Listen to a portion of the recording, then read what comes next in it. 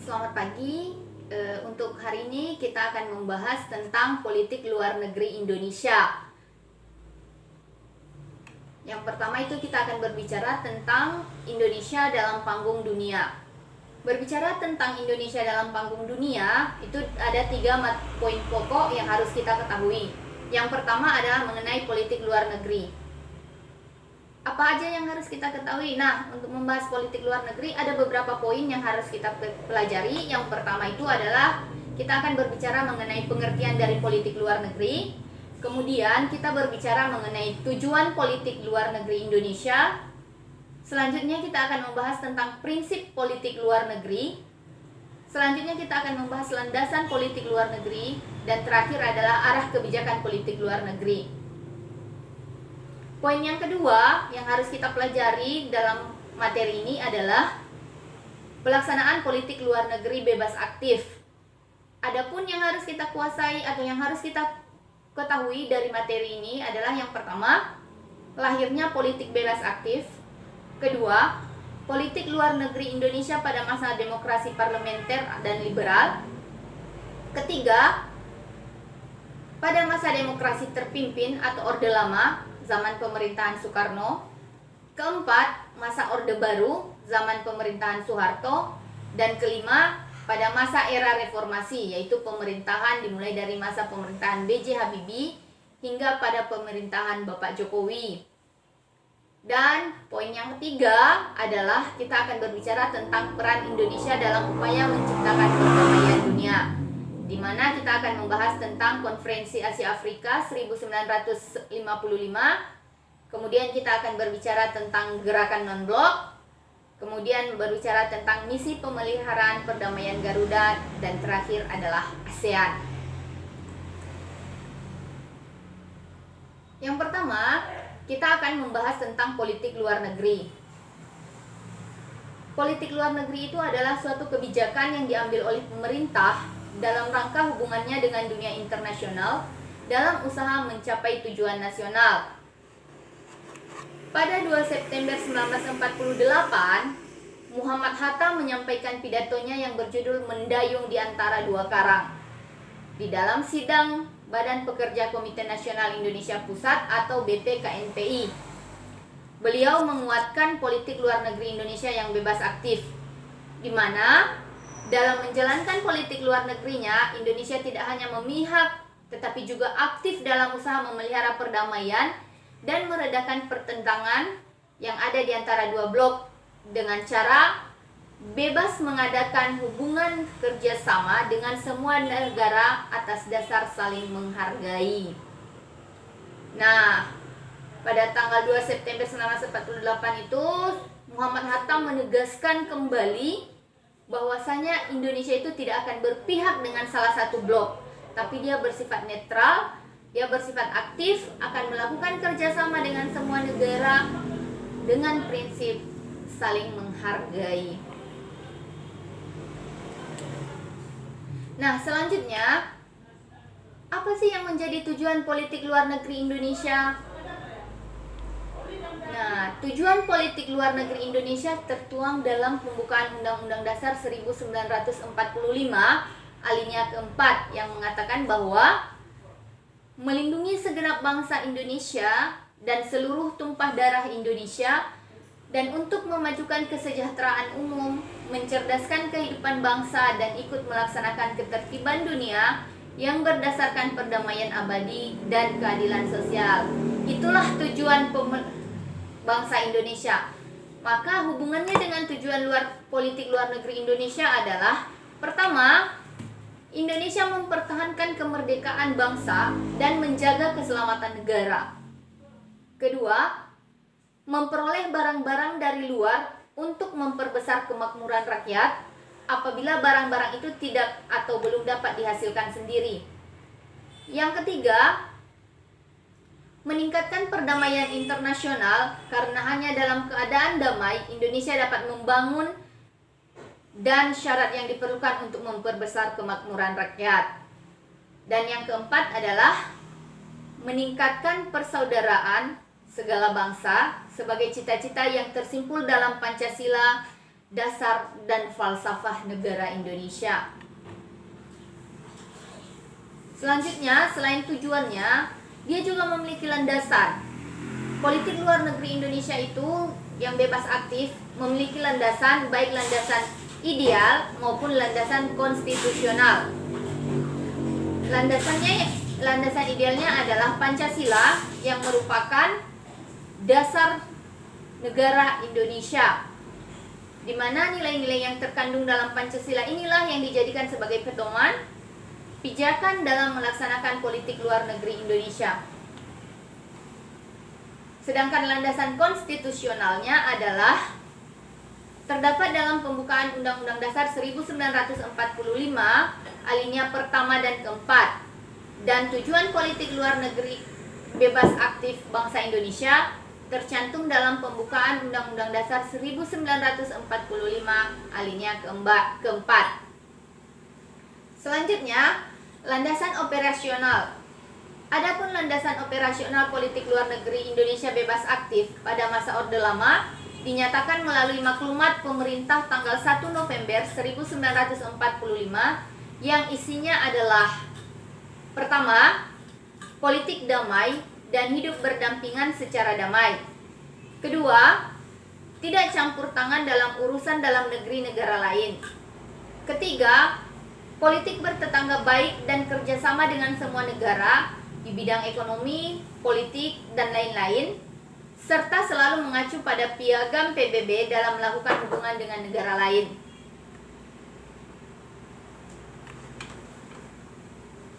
Sedangkan pada masa pemerintahan terpimpin tahun 1959 sampai 1965, landasan operasional politik luar negeri Indonesia berdasarkan Undang-Undang Dasar 1945 terdapat dalam pembukaan Undang-Undang Dasar 1945 alinea yang pertama, pasal 11 dan pasal 1 dan 2 Undang-Undang Dasar 1945, kemudian amanat Presiden yang berjudul Penam Kembali Revolusi Kita pada tanggal 17 Agustus 1959 atau dikenal sebagai Manifesto Politik Republik Indonesia.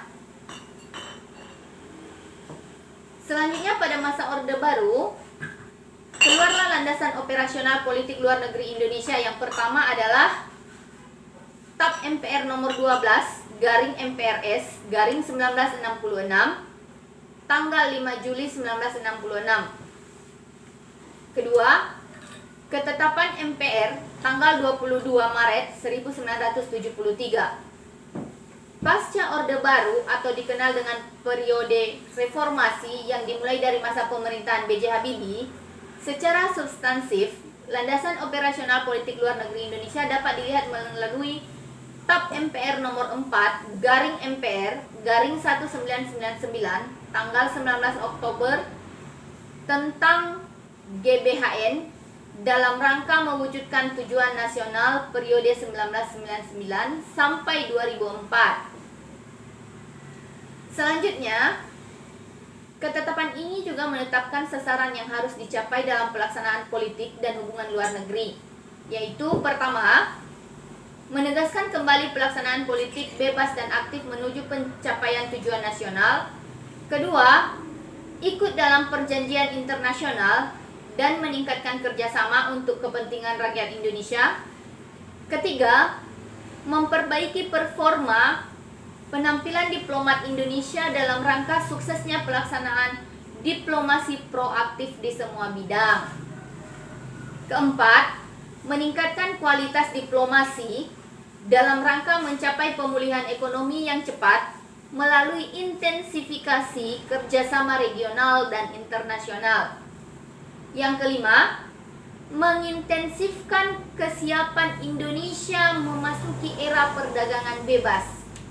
Yang keenam, memperluas perjanjian ekstradisi dengan negara-negara tetangga.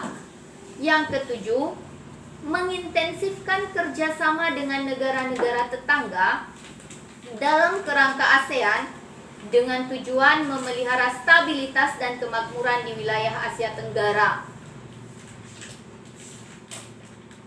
Selanjutnya, setelah proklamasi kemerdekaan 17 Agustus 1945, Indonesia belum memiliki rumusan yang jelas mengenai bentuk politik luar negerinya.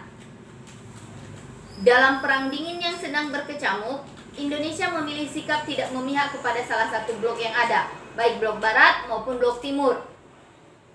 Secara resmi, politik luar negeri Indonesia baru mendapat bentuk saat Wakil Presiden Muhammad Hatta memberikan keterangannya kepada BPKNIP bahwa Indonesia berkeinginan untuk tidak memihak ke salah satu blok yang ada pada saat itu.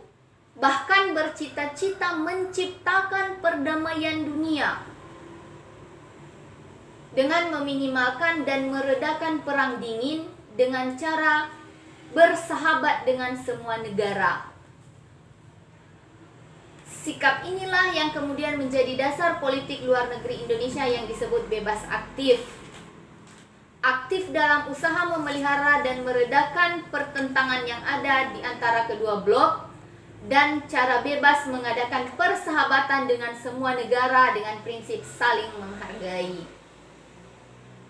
Selanjutnya, prioritas utama politik luar negeri Indonesia dan diplomasi Indonesia pasca kemerdekaan hingga tahun 1950-an lebih ditujukan untuk menentang segala macam bentuk penjajahan di atas dunia, termasuk juga untuk memperoleh pengakuan internasional atas proses dekolonisasi yang belum selesai di Indonesia dan menciptakan perdamaian dan ketertiban dunia melalui politik bebas aktif. Sejak pertengahan tahun 1950-an, Indonesia telah memprakarsai dan mengambil sejumlah kebijakan luar negeri yang sangat penting dan monumental, seperti terjadinya Konferensi Asia Afrika di Bandung tahun 1955, sedangkan implementasinya politik bebas aktif adalah keikutsertaan Indonesia dalam gerakan non-blok atau Non-Aligned Movement, disingkat dengan NAM. Politik luar negeri Indonesia pada masa ini bersifat revolusioner, di mana Presiden Soekarno untuk mempromosikan Indonesia ke dunia internasional melalui slogan revolusi nasionalnya, yakni NASAKOM, nasional, agama, dan komunis. Diharapkan dapat beraliansi untuk mengalahkan neokolim, yaitu neokolonialisme dan imperialisme. Dari sini terlihat adanya pergeseran arah politik luar negeri Indonesia, yakni condong ke blok komunis.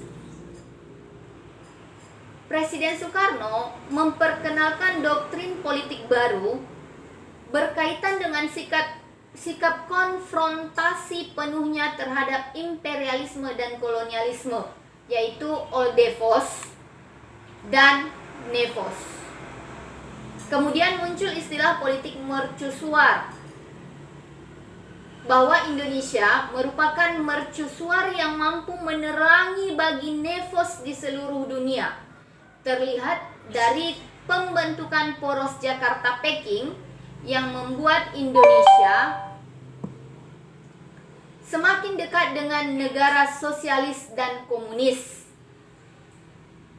Faktor dibentuknya poros ini antara lain, yang pertama, karena konfrontasi dengan Malaysia menyebabkan Indonesia membutuhkan bantuan militer dan logistik karena Malaysia mendapat dukungan penuh dari Inggris.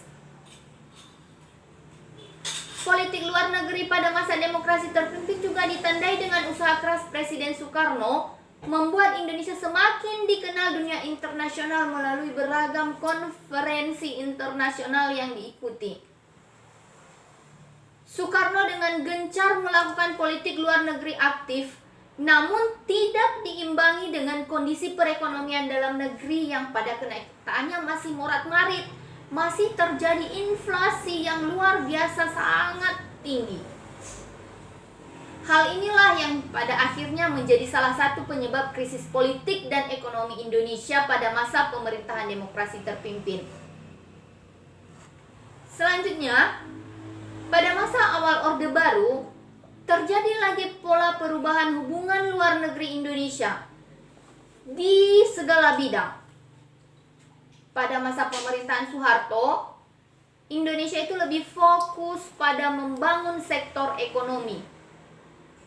Pembangunan ekonomi tidak dapat dilaksanakan secara baik tanpa adanya stabilitas politik dan keamanan dalam negeri maupun di tingkat regional. Pemikiran inilah yang mendasari Presiden Soeharto untuk mengambil beberapa langkah kebijakan politik luar negeri, yaitu membangun hubungan yang baik dengan pihak-pihak Barat dengan Good Neighborhood Policy atau melalui ASEAN. Tujuan utamanya adalah untuk memobilisasi sumber dana internasional demi membantu rehabilitasi ekonomi negara dan membangun, serta untuk menjamin lingkungan regional yang aman dan mudah untuk Indonesia berkonsentrasi pada agenda domestiknya. Beberapa sikap Indonesia dalam melaksanakan politik luar negerinya diantaranya yang pertama dengan menghentikan konfrontasi dengan Malaysia. Upaya mengakhiri konfrontasi terhadap Malaysia dilakukan agar Indonesia mendapatkan kembali kepercayaan dari Barat dan membangun kembali ekonomi Indonesia melalui investasi dan bantuan dari pihak asing. Yang kedua, Indonesia juga terlibat aktif membentuk organisasi ASEAN bersama dengan Singapura, Malaysia, Thailand, dan Filipina. ASEAN dijadikan barometer utama pelaksanaan kerangka politik luar negeri Indonesia pada masa Orde Baru. Yang ketiga, Soeharto memakai kerjasama dengan negara-negara ekonomi Asia Pasifik atau APEC untuk memproyeksikan posisi kepemimpinan Indonesia. Keempat, Indonesia masuk sebagai anggota negara-negara produsen minyak dalam OPEC. OPEC menjadi barometer pelaksanaan kebijakan luar negeri Indonesia dalam hal stabilitas ekonomi dunia. Nah, yang selanjutnya adalah orientasi politik luar negeri Indonesia. Di awal reformasi masih sangat dipengaruhi oleh kondisi domestik akibat krisis multidimensi akibat transisi pemerintahan. Perhatian utama politik luar negeri Indonesia diarahkan pada upaya pemulihan kembali kepercayaan dunia internasional terhadap Indonesia serta pemulihan ekonomi nasional. Pada masa awal reformasi yang dimulai oleh pemerintahan B.J. Habibie, beliau berhasil menarik simpatik dana moneter internasional atau IMF dan Bank Dunia mencairkan program bantuan untuk mengatasi krisis ekonomi. Pada masa pemerintahan Abdul Rahman Wahid, hubungan Indonesia dengan negara-negara barat mengalami sedikit masalah setelah lepasnya Timur Timur dari NKRI, di mana diplomasi yang dilakukan pada era pemerintahan Abdul Rahman Wahid berkonteks kepentingan nasional. Selanjutnya, pada pemerintahan Megawati, suasana politik dan keamanan menjadi sejuk dan kondusif. Megawati juga memprioritaskan diri untuk mengunjungi wilayah-wilayah konflik di tanah air seperti Aceh, Maluku, Irian Jaya, Kalimantan Selatan, dan Timur Barat. Selanjutnya masuk kita ke Konferensi Asia Afrika atau KAA 1955. Pada tahun 1954, Perdana Menteri Sri Lanka Sir John Kotelawa mengundang Perdana Menteri Burma UNU, Perdana Menteri India Jawaharlal Nehru, dari Indonesia Ali Sastro Amijoyo, dan dari Pakistan Muhammad Ali untuk mengadakan pertemuan informal membahas kepentingan bersama yang akhirnya dikenal dengan istilah Konferensi Kolombo. Ada satu hal yang menarik dan menjadi motivasi diadakannya KAA, yaitu pernyataan yang diajukan oleh Perdana Menteri Indonesia yang isinya mengajak kelima negara tersebut untuk mengadakan pertemuan yang lebih luas yang diikuti oleh negara-negara Asia dan Afrika. Dari usulan Ali Sastro Amijoyo tersebut disetujui oleh semua peserta yang hadir. Kemudian selanjutnya Menteri Luar Negeri Indonesia Mr. Sunario membawa bahan hasil perumusan yang diajukan pemerintah Indonesia. Dari hasil perumusan tersebut didapatkan bahwa seluruh delegasi Indonesia dan Asia dan Afrika akan melaksanakan pertemuan di Bogor. Sehingga pada tanggal 28 dan 29 Desember 1954, kelima negara tersebut mengadakan persiapan membahas KAA. Pertemuan itu diadakan di Bogor, dikenal dengan Konferensi Pancanegara. Selanjutnya, kelima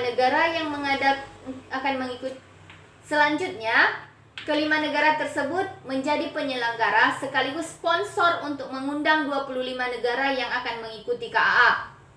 Ke-25 negara tersebut diantaranya adalah Afghanistan, Kamboja, Federasi Afrika Tengah, RRT, Media Ethiopia, Pantai Emas, Irak, Iran, Jepang, Yordania, dan beberapa negara lain. Surat undangan mengikuti KAA dikirim kepada 25 negara pada tanggal 15 Januari 1955. Namun, ada satu negara yang menolak mengikuti KAA, yaitu Konfederasi Afrika Tengah yang saat itu masih dikuasai oleh bekas jajahannya. Walaupun masih ada perasaan ragu, ke-24 negara lainnya tiba di Bandung pada 16 April 1955 dan pada tanggal 18 April 1955 KAA resmi dibuka oleh Presiden Indonesia Insinyur Soekarno pada pukul 9 WIB. Kemudian, rapat selanjutnya dipimpin oleh Ketua Konferensi yaitu PM Indonesia Ali Sastro Amijoyo. Dari hasil sidang yang dipimpin oleh Perdana Menteri Indonesia menghasilkan satu kesepakatan yang dikenal dengan Dasar-Sila Bandung, yang isinya pertama menghormati hak-hak dasar manusia dan tujuan-tujuan serta azas kemanusiaan yang termuat dalam Piagam PBB. Kedua, menghormati kedaulatan dan integritas teritorial semua bangsa. Ketiga, mengakui persamaan semua suku bangsa dan persamaan semua bangsa baik besar maupun bangsa kecil. Keempat, tidak campur tangan soal urusan dalam negara lain. Yang kelima, menghormati hak-hak tiap bangsa untuk mempertahankan diri secara sendirian atau secara kolektif yang sesuai dengan Piagam PBB. Keenam, tidak melakukan tekanan atau intervensi terhadap negara-negara lain. Ketujuh, tidak melakukan tindakan-tindakan atau ancaman agresi terhadap integritas teritorial dan kemerdekaan negara lain. Kedelapan, menyelesaikan segala perselisihan internasional dengan jalan yang damai melalui perundingan, persetujuan, dan lain-lain sesuai dengan Piagam PBB. Kesembilan, memajukan kerjasama untuk kepentingan bersama. Dan yang terakhir adalah menghormati hukum dan kebijakan internasional. Nah, setelah diadakannya KAA di Bandung tahun 1955, kelima negara serta atas pertimbangan negara peserta menganjurkan untuk melaksanakan pertemuan berikutnya. Tetapi, usaha untuk mewujudkan mengalami berbagai hambatan. Di antaranya pada tahun 1964 yang rencananya diadakan KAA di Aljazair terpaksa dibatalkan karena terjadi pergantian pemerintahan. Namun, Setidaknya KAA di Bandung telah berhasil menggalang persatuan dan kerjasama di negara-negara Asia Afrika, baik mengatasi masalah regional maupun masalah internasional. Bahkan, banyak negara-negara yang merdeka di kawasan Asia Afrika. Jiwa Bandung dengan dasar silanya telah melahirkan faham dunia ketiga atau non-aligned terhadap dunia pertamanya Washington dan dunia keduanya Moskow.